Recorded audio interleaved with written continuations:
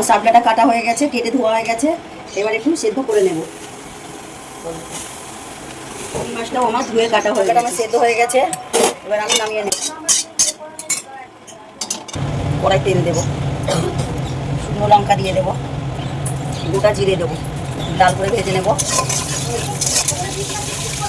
আমরা তেজপাতা খাই না, তাই জন্য দিই না।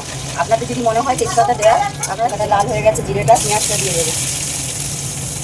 পেঁয়াজটা একটু লাল করে ভেজে নেব। পেঁয়াজটা লাল করে ভেজে নেব। আর এই পাশের গ্যাসে চিংড়ি মাছটা ভেজে নেব। চিংড়ি মাছটা নামিয়ে নেব। ভাজা হয়ে গেছে, চিংড়ি মাছটা এবার নামিয়ে নেব।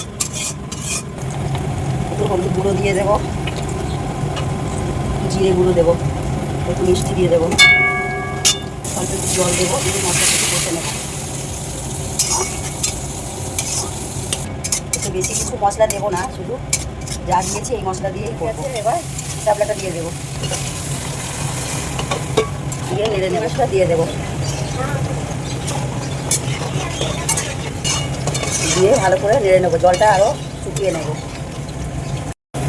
শাপলাটা আমার হয়ে গেছে। এবার আমি শাপলাটা নামিয়ে নেব।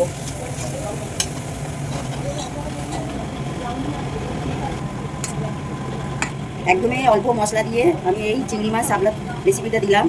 আপনারা যারা কম মশলা খান